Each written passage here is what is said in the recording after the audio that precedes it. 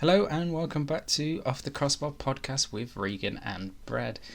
It may be international break, but we won't be covering it. We have much more exciting and entertaining things to talk about. It won't be the international break. Yeah, but we're here covering it. Oh, that's positive. We've got better and more exciting things to talk about. Oh, God. That's such an insightful opening to a podcast about football. We're not going to be talking about the actual football. Yes, but we're going to be talking about the stories around football, as on Tuesday it was transfer deadline day and it ended what has to go down as the craziest transfer window ever. I would call it the maddest transfer window ever, because quite simply we had one thing go down which just resulted in about 500 other things following it. Yeah, I mean, just to recap some of the deals that happened this summer, Lionel Messi left Barcelona for free. It's only a 40-minute podcast. Sergio Ramos left Real Madrid for free. Man United signed Cristiano Ronaldo for about £14 million. Like, that's just forever. I mean, I am speechless as to what the hell actually happened throughout this window. It seems week by week, if closer we got to deadline day, the more crazy deals were just coming out and stuff was happening. Yeah, it was almost the ultimate domino effect. Yeah. In a way. Don't really know one like it, even despite pandemic reasons. Yeah. I think that's what's made it so good, is because obviously last year not many big deals happened because of the pandemic, and it seemed like all clubs were like, okay, let's make up for it with this mental window. Which is weird, because I think there was actually less money spent. Which is crazy to think. Right, let's go through the Premier League and we'll talk about who we thought had the best window, who we thought had the worst window, and our signing of the transfer window in the Premier League this summer. So who do you think had the best in terms of incomings this summer? Well, for me personally, I wrote down two teams, but I know that there's way more, obviously, but for me the best window goes to Chelsea. Yeah. The business that Roman Abramovich and Marina Gravinovskaya did this summer was incredible, both in terms of incomings and outgoings. Yeah, definitely. It was just signing Romelu Lukaku alone wins them this transfer window for me at this stage.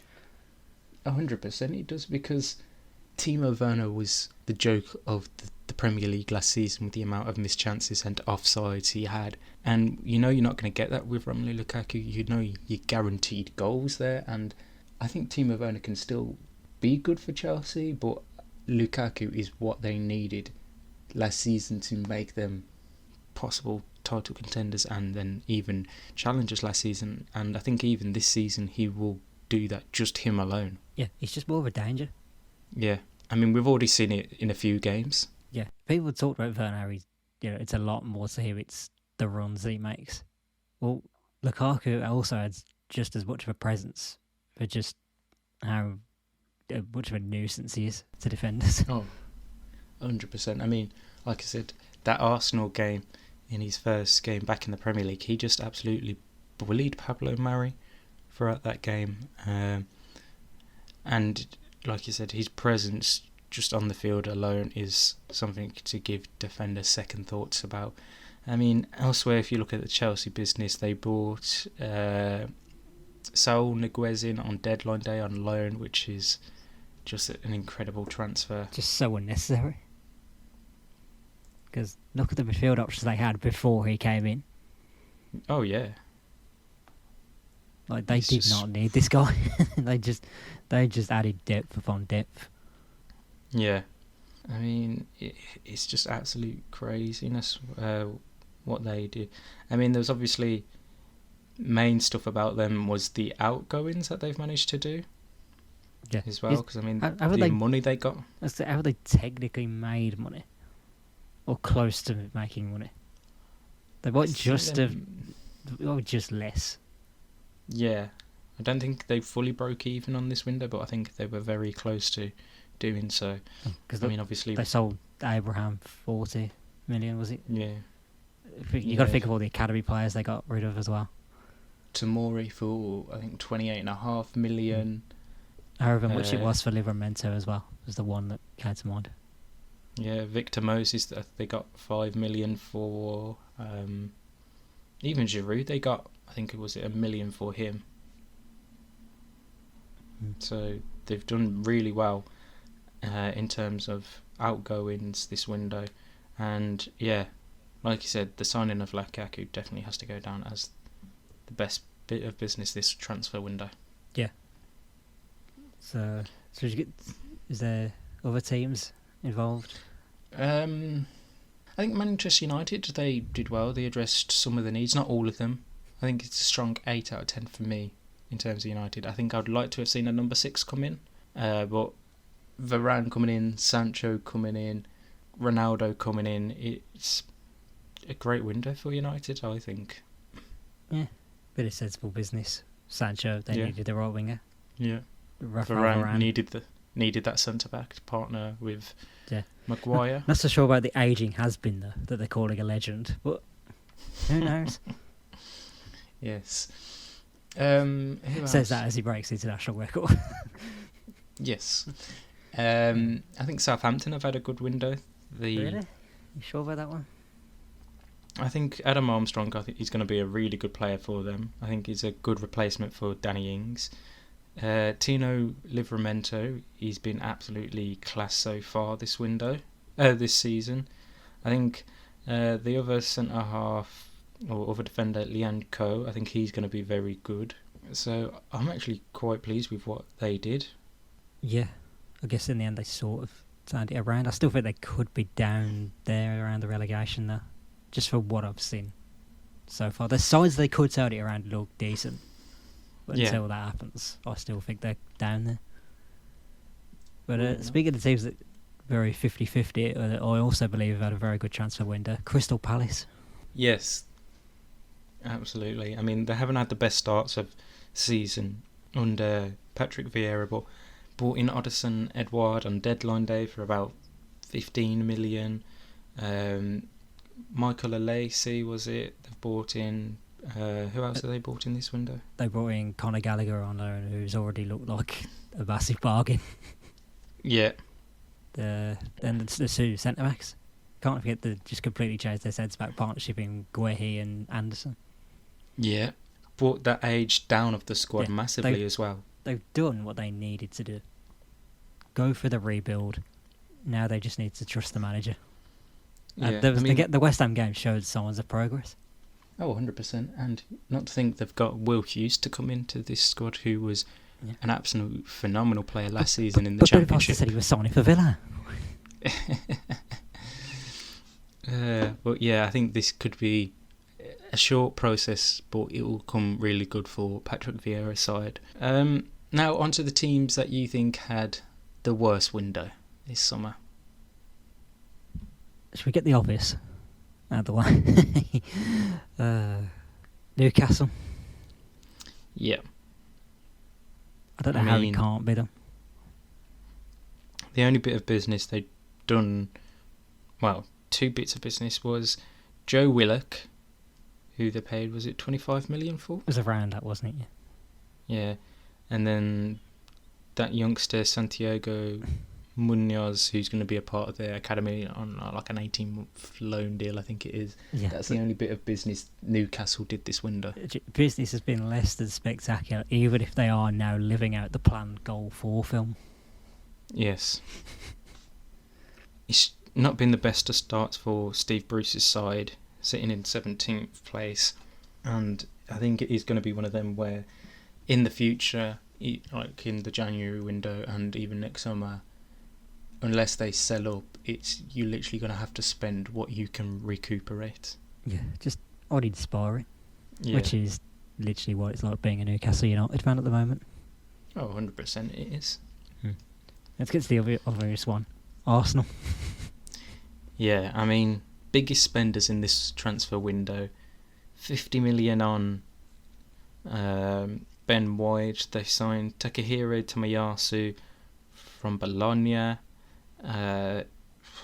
Bought back Martin Odegaard on a permanent deal. They brought in Albert Sambi Lakonga, Nuno Tavares. Nothing leaps off the page, does it? Aaron Ramsdale as well. Well, he leaps off the page for the wrong reasons because of the price tag. Yeah, I mean, like you said, if you look at the teams that finished above them last season and the signings they've done, you're like, okay, these are all players that are going to make the team better. Yet you look at Arsenal and you're like, is this actually going to make them any better than what they were last season? And so far, the answer's no. I don't know if you've seen the image that was going around. People were comparing squads from last season. It's literally identical. The only difference is Ben White. Mm-hmm. It's not promising. No, and the opening 3 games has been case in point for Mikel Arteta's side as they sit bottom of the table in this international break, which... Remember when Arsenal fans used to get very excited about deadline day? Oh yeah, because I mean... Outside the Emirates, waiting for Mesut Ozil to officially be announced. Yeah. Whereas nowadays they're just waiting for some random defender they've never heard of, or so-called defender. There was like an interview with his agent where he just said, well, he doesn't necessarily play right back or centre back, he can play anywhere. They've sold him to be a defender and he might not even be a defender. Yeah. The thing is though, I don't even think a defender is something they needed. I mean... Have you been watching them this season? After the Man City game, yes, but before that Man City game, I would have said just a bit more experience in that midfield, like someone to hold the ship down and be like a commander in that team. But they just don't have it. No, there's no leader there. No, but a lot has changed now of Arsenal. That those players, those top quality players, now look at Arsenal and go, "Why do they do that? Why do I go there?" Yeah. Oh, what's it? They're paying me $300 a week. Oh, God, then. Arsenal has become a retirement home. Well bit. And truly is. Even if they have now got rid of some of those, there's still some of them there. I'd put Aubameyang and Lacazette in that category. Xhaka as well. I think Rob Holding has to be in that conversation as like why they're still there. Well, I think one positive note about Arsenal is, and whether Mikel Arteta gets to do it, is he's brought the age of the squad down considerably, and it's definitely a plan for the future, but I think they need more of the now than the future, if you get what I'm saying. Yeah, it's always the same with Patrick Vieira at Palace away. You have to trust Arteta to try and do it. Trust the process, in inverted commas. That's the saying going around right now. But who knows how long he's going to actually get to implement the process. Definitely. I think a team who, not say a bad window, but quite one. If there's one last thing I need to add as well, poor Tomiyasu is going to be watching Saturday. He's going to turn on the telly. Paul Mercer's just going to sit there calling tiramisu. Teriyaki tiramisu. You didn't see him try and say chukwamaker at the weekend? It was painful. I have seen it since when you sent it me. It's only because I showed it. That was awful. Liverpool had a quiet window though. Yeah. But then and again, signing Ibrahima Konate. Yeah. I feel like looking at it now, the reasons are obvious. Pretty much every player coming back from injury is going to feel like a new sided to them. Yeah, and they've managed to tie a lot of players down to new contracts. Yeah. Well, they're looking at their forward line. Slightly worrying. Mane's not started particularly brightly. Firmino doesn't seem all there either. Yeah. Salah's being relied on to do most of the carrying of it. And so is Harvey Elliott as well. Yeah, poor guy. Yeah. I was expecting one or two more from Jurgen Klopp's side this summer. I mean, I think a midfielder to replace Junior Wijnaldum was needed, and like you said, another attacking option to help out Salah, because Mane and Firmino had such an off season last season and haven't started this season the best. Yeah, I could only gather that they thought they had the options. Hmm. Speaking of teams that thought they had the options, not putting them in the worst category whatsoever, but I'm more in the middle now of, well, they've had great windows, but they also had, could have been better. I put my Aston Villa team in the middle. Yeah, I mean, obviously you lost Grealish for 100 million, which is disheartening for Villa fans, but in terms of the income you've got from it, it's a good deal. Do you know we actually made profit this year? Jesus. We haven't done that in so long. Well, it's like you said, it's a mid-table thing. I think we just need to see all these players play now. The likes of Buendia, Danny Ings, Leon Bailey, all just get more regular game time for you.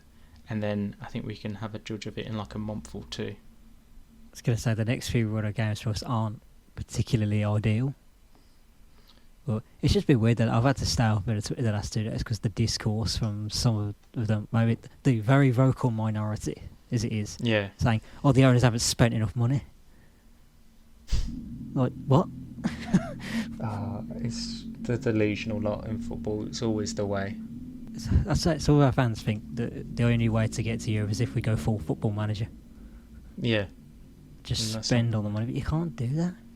No, you definitely can't. You have to be realistic of what you can and can't spend and who is available for you to buy. I don't know if it's just people's expectations now having to be lowered, because obviously the aim for the majority of us is we should be fighting for Europe this season.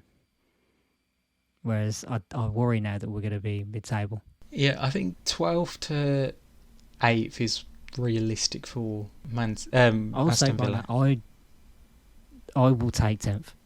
Hmm. Although, as the season goes on, that might change. Yes, definitely so. Football.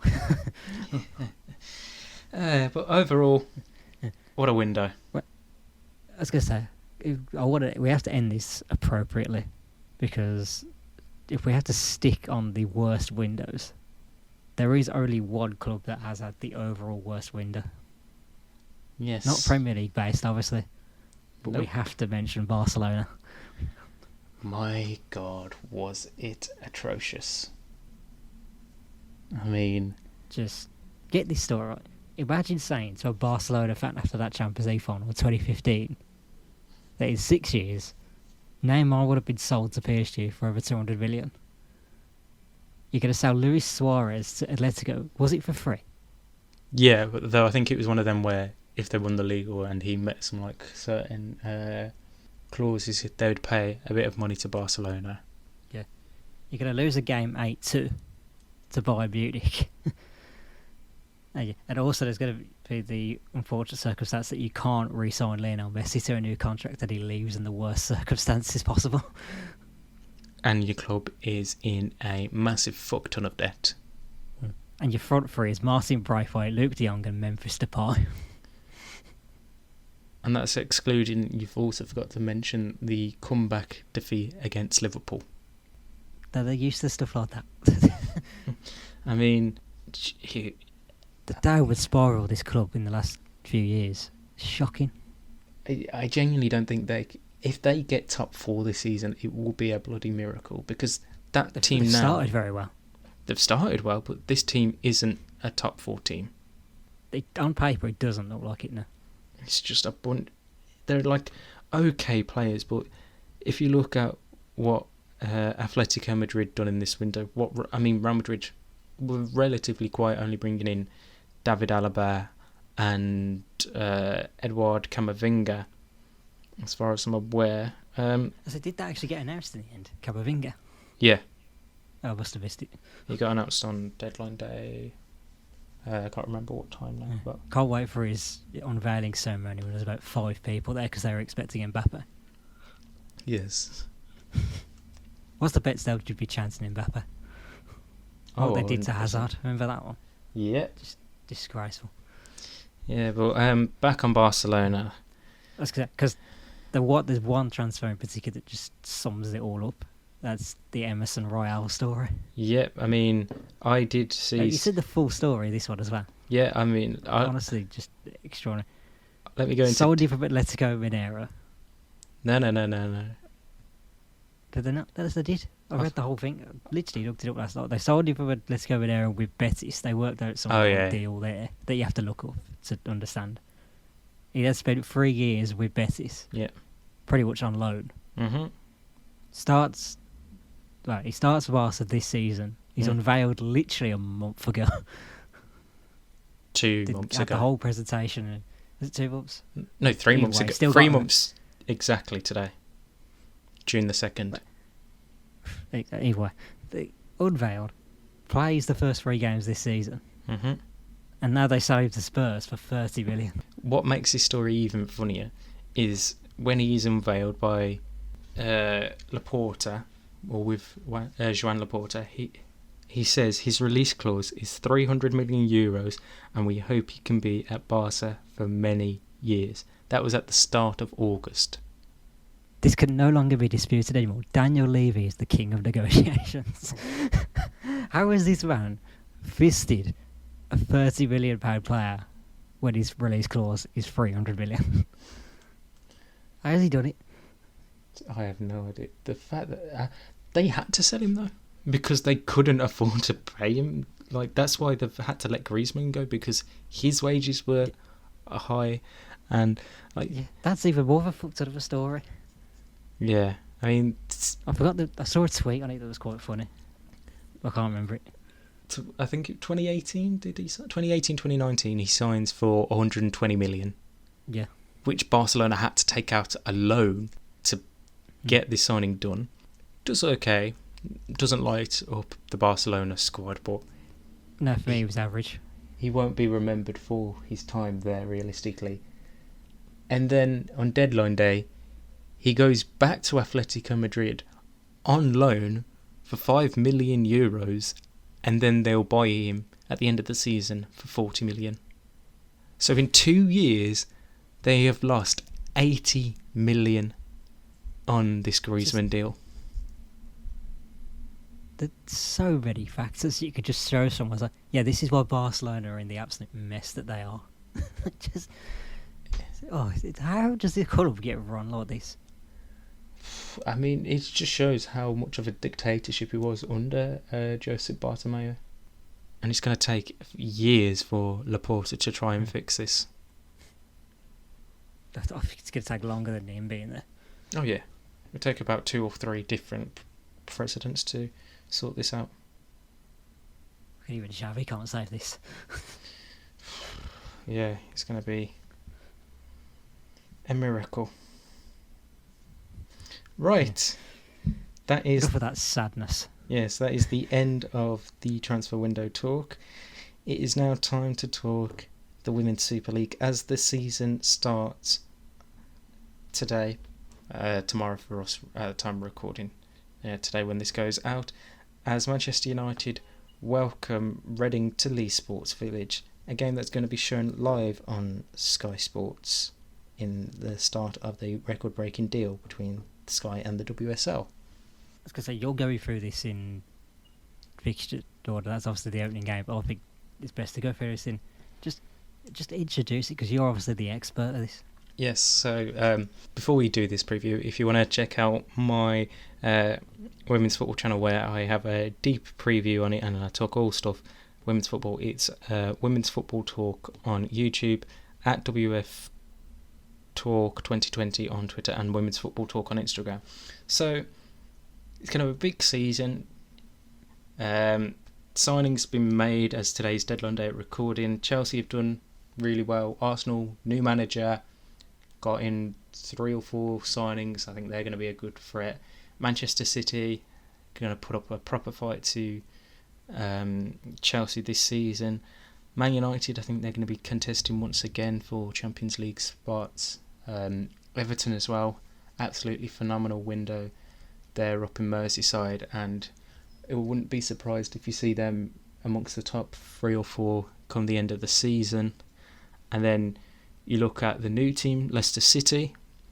Incredible window, signed 12 players. They got their manager Jonathan Morgan to sign a new deal, and I think they're going to surprise a few teams this season. And then you look elsewhere, the likes of Villa, new manager in Carla Ward, I think they've had a strong window, and then you look at a few teams who I think will be down the bottom end. I think the likes of Tottenham, possibly West Ham and Birmingham City are going to be the 3 or 4 teams fighting for survival this season. Because there was one other team, and I've definitely read something on this, that people say was a bit of a dark horse. Is it Everton? Yeah, the business that Everton have done really has impressed me this summer.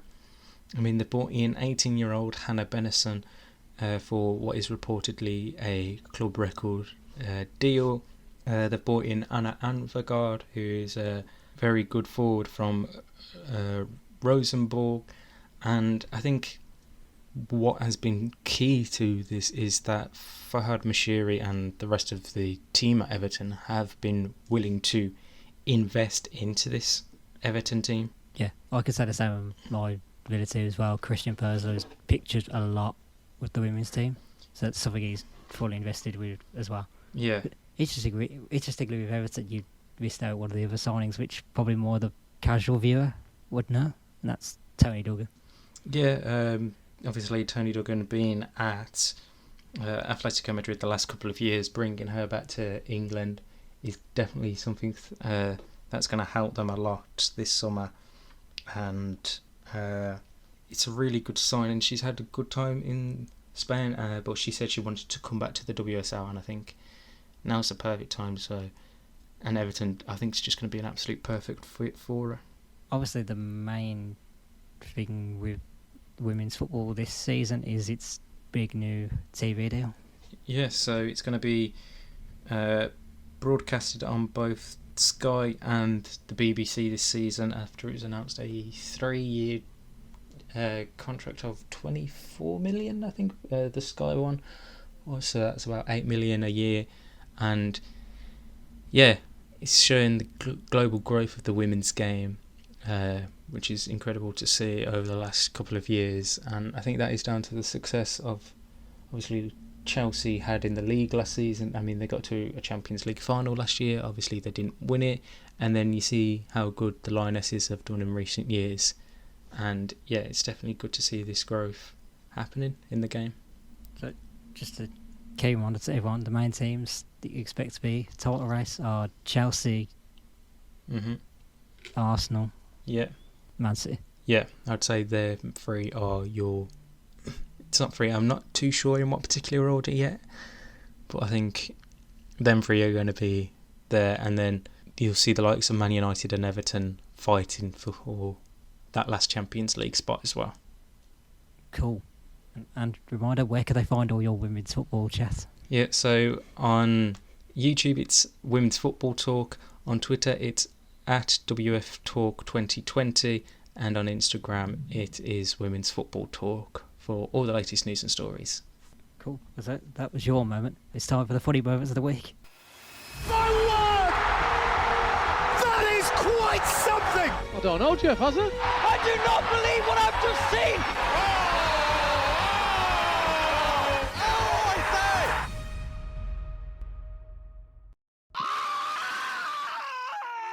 Oh, Ray Hudson at the end The there. scream will never get old. No. So I have 2 stories for this week. If you've seen them, well, then you'll know what's coming.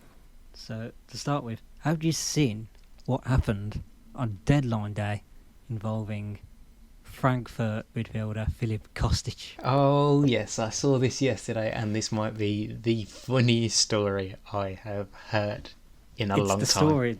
It's the story of the week, by far. I've already wrote down the one part of it, but I know something else happened after that made it even better. So, for the main context of the story is, Filip Kostic was set to move to Lazio on deadline day, but it broke down because Frankfurt provided Lazio with the wrong email address.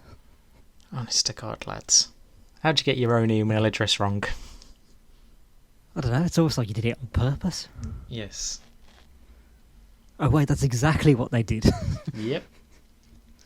I'll let you tell the rest, because yeah, so I think what it was, they missed the K out in Frankfurt. And I think they put it like Frankfurt. And because obviously they didn't want the deal to go through because they wanted to keep Kostic.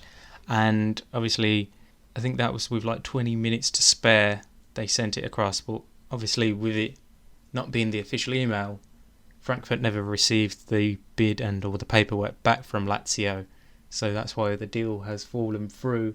And then what makes it even crazier is Kostic has obviously since heard about this and has refused to train with the team. He's a little bit angry about the move. Just a tad. I mean, it's... I don't know what he's worried about. It sounds like something out of a fucking Ricky Gervais comedy special or something. Just send him a different email. They'll never know. Yeah. Just put eintrachtfrankfurt@gmail.com. Yes, that's our official website, lads. Email address. Like, did they not think to look on the website first and think, should we probably check what their official one is before we do this right? Yeah. Surely, like, the team of lawyers and people brokering the deal would have a look at it themselves, like you said, to make sure everything was correct. But yeah. Honestly, it's just amazing. But we're talking of funny exchanges. I've seen one that might just eclipse it on Twitter this past week. This is also transfer related, just to let you know. Okay. So, someone retweeted an article that was talking about the rumoured Villa move for Axel Witsel. Yes, I do know this story now. You know where it's going. Yeah. So, the guy writes, "This would be an absolute bargain, and I think a real mistake from Dortmund to let him go." So, Which is who true. replies, yeah, which is very true. But who replies to that tweet? A bloke called Rene Maric, who calls it obvious nonsense. I can't understand how some people are pretending it's not just to make a headline. Another bloke replies to him, source? ? Rene Maric decides to reply with a picture of Witsel And himself. Yeah, a bloke that he looks like Rene Maric, because Rene Maric is the assistant manager of Borussia Dortmund. The fact that he just went, source? Bruv, I'm the assistant. I work with him every fucking day. Like, I know what's happening in terms of our I transfers. wish he'd just done a video with him instead and just like, Or he just did he took a picture with Axel Witsel, you know, the Gerard Piqué whose name was Cicada one. He just did that and went, here you are, he's staying. I never once believed that he was going to Villa at any point. No, I didn't, but when I saw that, I just like, why? Just have a look at who this Surely person the warning is. signs would be there if you see the verified tick. Well, yeah, or just, if you're like, okay, so this guy's verified, let's check out who he is before asking source.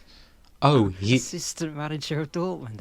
yeah, Good he works with Marco Rose day in, day out, and we'll see Axel Witsel day in, day out, so probably does know a fair bit about the team's transfer business. Oh look, that's Erling Haaland in the background. How's he done that? Honestly, that was... Them two stories might be the best stories we'll have in a long time. Honestly, this week, when the stories come through. Yeah, It's just beautiful. definitely so. Right, Anyhow, it's time to bring back a fan favourite, an old school of ours. fan favourite, inverted commas. Yeah. It's been a long, long time since we've done this. It is, of course, the return of Guess This Squad. This is obviously the International break favourite. Yes, this is where me and Brad pick out a team from a game in history, and then Brad has to guess the players that players are involved in the game I've chosen, and vice versa. And we only get one mistake before we have to switch over if we get it wrong. So, what game have you gone for me this time round? Let's make it clear now. Starting 11 has to be. Yeah. So, the game that I've chosen for you is a very famous one in the history of Manchester United, Oh, fuck. and has been viewed quite a few many million times on BT Sports channel. Okay. Oh, it's against the starting 11 from United's 7-1 win over Roma. Oh, God. I don't know why, but I thought he was going to go with the 99 Champions League final when you started saying re-shown on BT. How obvious do you think I'm going to make this? 7-1 against Roma. Okay, so that was... Must be the starting 11. Substitutes that come onto the pitch do not count. That was 2007, if I remember correctly. 2007. Old Trafford. Champions League knockout stage. So, I'm going to go with Van der Sar in goal. Wait, I've forgotten. I thought you said you had to guess the number first. Oh, yes. I'm going to go with... Oh, no, I've just remembered how this game works. I've just remembered. Yeah. Guess as ready as you can. That was it.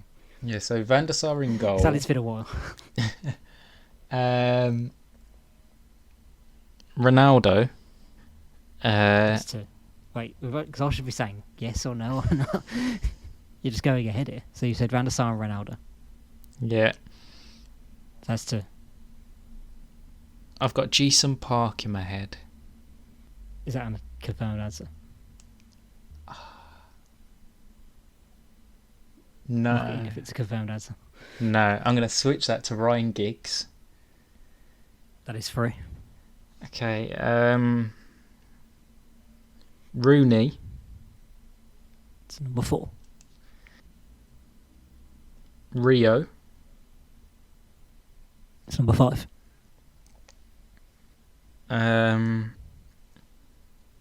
Patrice Evra. I'm afraid that is wrong. What, Pat? Wasn't that left back? Patrice Evra came on as a substitute. Should I know who the left back was then? Well, I'll say it was Gabriel Heinz. Okay, I don't think I would have got Gabriel Heinz. So I'll go for the full team. So you got 5 correct Yeah. there. So the full team was Van der Sar, Yeah. Wes Brown, Yeah. Ferdinand, Heidzer, O'Shea, Ronaldo, Fletcher, Carrick, Giggs, Rooney and Smith. Alan Smith, bloody hell. Was Jason Park on the bench? No. So the bench players were Evra, Yeah. Richardson, Kieran Richardson. current Ollie. Yeah, I knew he was involved in that game, but did he? I'm sure he came on late on in that game. Ole Gunnar Solskjaer. 61st minute. Yeah. The unused subs: Thomas Kuszczak, Mhm. Dong, Yeah. Craig Cathcart, Jesus. and Eagles. Chris Eagles, bloody hell. That bench is so weak. Yeah. How did you win a title with that bench? Sir Alex Ferguson is a fucking genius. Jesus Christ. Yes. Right, now I can't wait for my one. Yes, so not as far back. We'll bring you forward in time. That will help. We head back to the 16th of April 2016. Oh, you're a bastard. I don't know which one it is. Manchester United, Aston Villa. You arsehole. The game which inevitably relegated Aston Villa from the Premier League. The game that put us out of our misery, you mean? Yes, Eric Black was the caretaker manager. I don't want to remember that team. How dare you? Who was in that squad? It's the start 11 as well. Yeah. That's what makes it more annoying, because we would have got rid of people. Mm-hmm. I've got to name 5 of that. That shit. Well, 6 to win. I can name Ashley Westwood, because he scored a free kick in that game. He's in the squad from the starting 11. But he didn't score in that game because it was a 1-0 win for Man United. That must have been the season before then. I remember he scored a free kick at Old Trafford. I don't know. Les Scott's definitely in there because he was giving the comments afterwards about it was a weight off his shoulders and all that. Yep. So Richards is in there as well. No, Micah Richards is not in there. Oh, piss off. He's on the bench.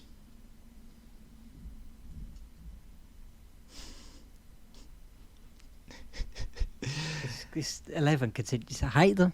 This is the worst 11 in the history of my club. Yeah.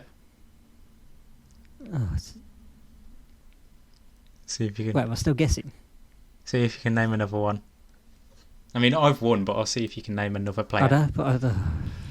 Agbonlor is probably in there, isn't it? Nope, not in the starting 11. See, at this point we've charted him off. Yep, he's not even in matchday squad. Oh, goalkeeper. It's got to be Guzan, isn't it? Yeah, Brad Guzan was the keeper. Why didn't I say it? Right back, Alan Hutton. The only one who redeemed himself. Centre back pairing, you said Jolien Lescott. I'm trying to figure who the other one was. Was it Nathan Baker? No. No, I can't think now. Kieran Clark. God. Do you know, my mind went to this other youngster that we had. We got rid of him since, but I can't remember his name. Sissoko at left back. I forgot we had him. He did fuck all and all. Yeah. The defensive midfield. You said Ashley Westwood. The other one next to him. Was Jordan Verity playing? No. I don't think he was. I think we got rid of him in. Yeah. It was Leandro Bacuna. Twat. Your attacking three. Scott Sinclair. Kieran Richardson. Wait, no, I think Kieran Richardson, genuinely, you might like him. I think he's one of the worst players I've ever seen play for my club. He was the first player I ever actively shouted at a game live. He pissed me off that much. Do you know who the other... Is it Carlos Hill? No. Don't think it would have been Adama Traore. Nope. Who was it? It's a right winger, and I know who he is. I just can't... No, it's not right winger. It's a centre attacking midfielder. Currently plays in defensive midfield over in Ligue 1. No, I love that. Oh, is it Gay? There is a Gay in it, yeah. Yeah. And who was your forward that day? Our forward line was awful back then. I don't remember. It was Jordan Ayew up top. Jordan Ayew. My mind goes back. I blocked that team from my memory. The bench was Mika Richards, Carlos Sanchez, Carlos Gale, Rudy Gusted, Mark Bunn, Lyndon, who I think was the young defender. Lyndon? Yeah. Oh, Jordan Lydon. Lydon, sorry. He was a midfielder, Lydon. Yeah, he didn't look good. And the other sub, you've just sold him for 100 million, Jack Grealish.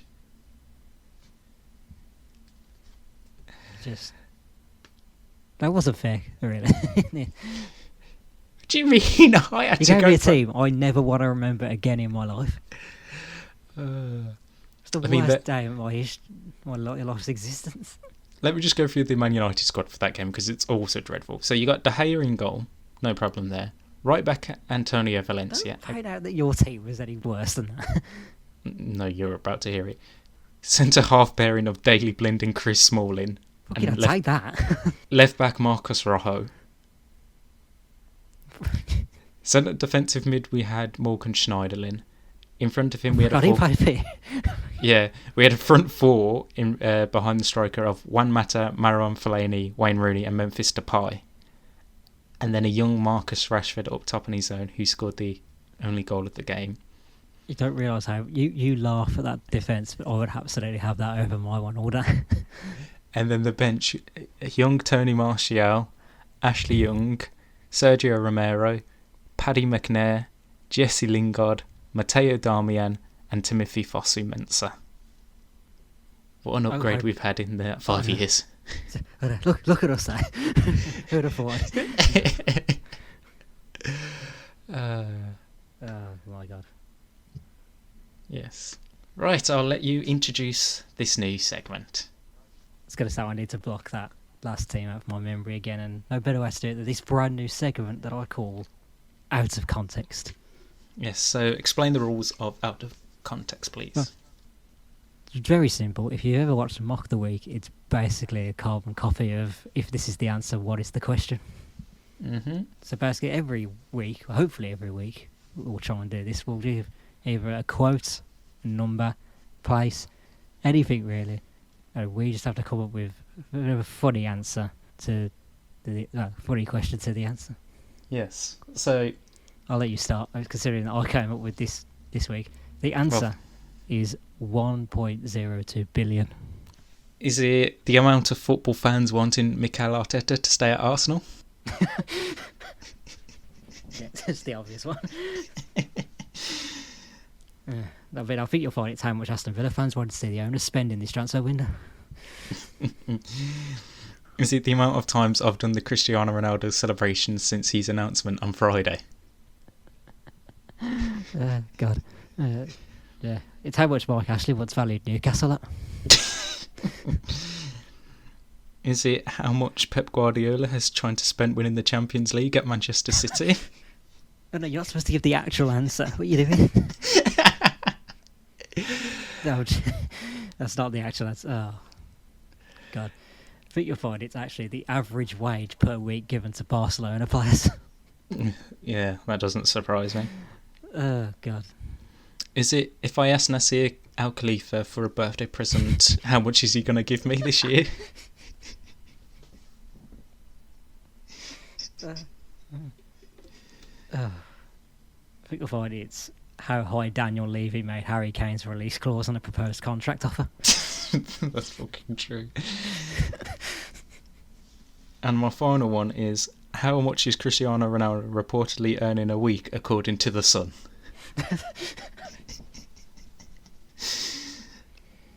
No, genuinely, all you have to do is just take this number, times it by 3, and then you get the amount of money that Real Madrid are actually in debt by. Yes, which doesn't surprise me. No, you know what it really is? It's the amount of views you need before YouTube actually gives proper monetization to YouTubers. Well, that is also true. We've got a long way to go then. Definitely. I think the actual answer is... I'm done now. The actual answer, I believe, is how much did Premier League teams spend during this summer transfer window? Bingo. Thank you very much.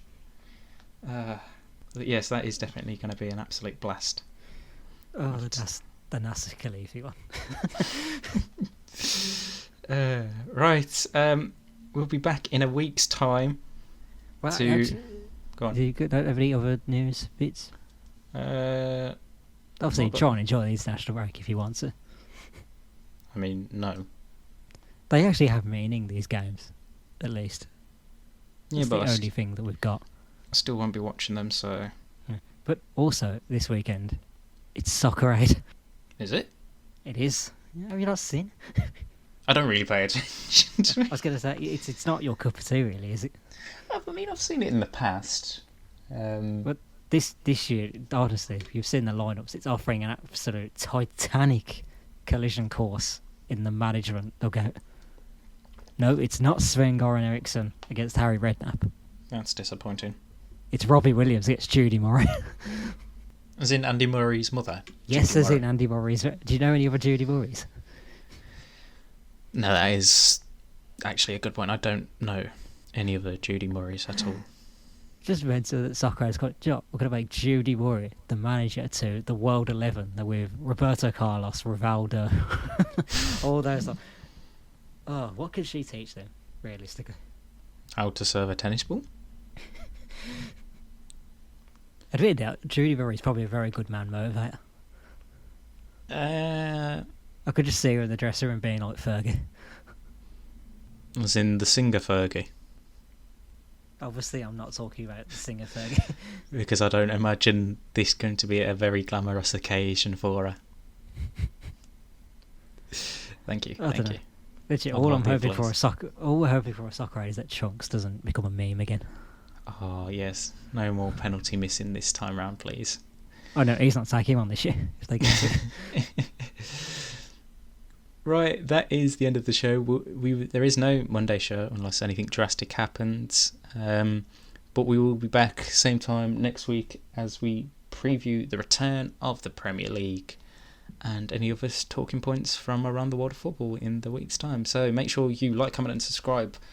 Download us wherever you get your podcasts and give us a 5-star rating. Make sure you are following us on Twitter at OTCPod for all the latest news and information around the world of football. And make sure you, like I said earlier, you're following the Women's Football Talk on YouTube as well for everything women's football related. And until next week, it's goodbye from Brad. See ya. I'll have to hire Daniel Levy as my agent. And I'm asking the Sierra Khalifa for my birthday present. We'll see you soon.